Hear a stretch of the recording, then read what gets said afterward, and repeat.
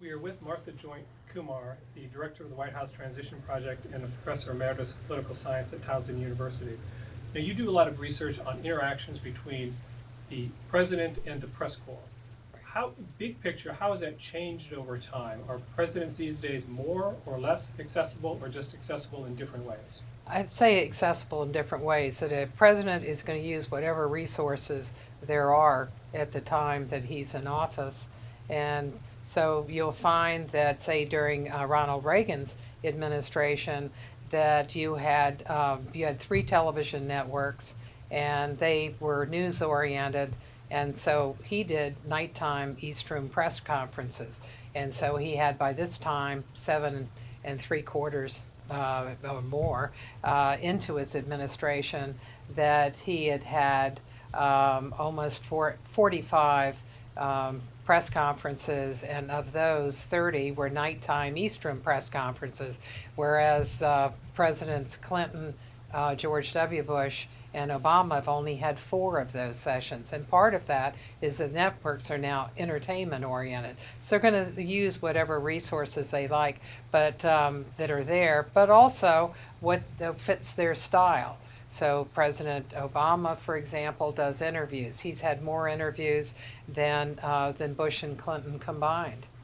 Okay, so if President Obama or President George W. Bush before him were to ask for an evening press conference, is the risk that the networks wouldn't be interested in it, so that's why they've gone to other avenues? There are times, yes, where they've asked for it, but and they've talked to the bureau chiefs, and they have not been willing to give the time, because the networks would be losing revenue during the time the president would be speaking. So it needs to be something big for them to give the time. And what methods does President Obama prefer in communicating? In looking at short question and answer sessions, which would be, say, in the Oval Office, or when a foreign leader is there and he takes a couple of questions, or a press conference, either a joint one with foreign leaders or one by himself, and interviews, he likes interviews. And part of that is his personal style. He likes doing one-on-ones, say with Jeffrey Goldberg of Atlantic, talking about a foreign policy issue, or Steve Croft of 60 Minutes, because there are a lot of people who not only watch 60 Minutes, maybe 13 million, but they watch and listen. And so that's very valuable time to have. So they go where, you could say, where the eyeballs are and where the ears are, where they're listening. And so is President Obama, of all these interviews he's giving, is he giving them to the traditional big papers like the New York Times and the Washington Post, or is he finding other publications to give his time to?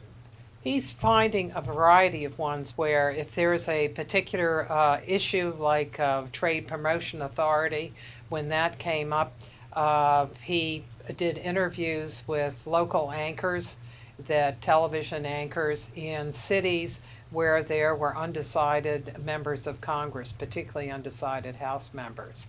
And so what they were seeking to do is to get everybody in that area knowledgeable about what was at stake in the Trade Promotion Authority, why trade made a difference to them. And so he wanted to get on the ground to the public that they were targeting. When he was trying to get young people to sign up for the Affordable Care Act, because you need young people in order to balance out the older people who were actually going to be using it, the younger people were not quite as likely to be needing the health care in the same way and using it in the same way.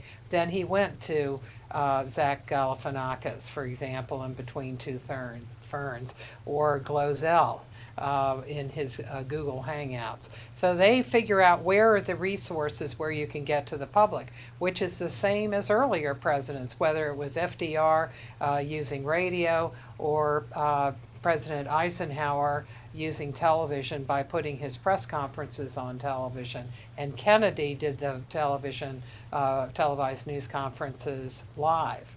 And he was particularly good at it, and that was a direct way to get to the public.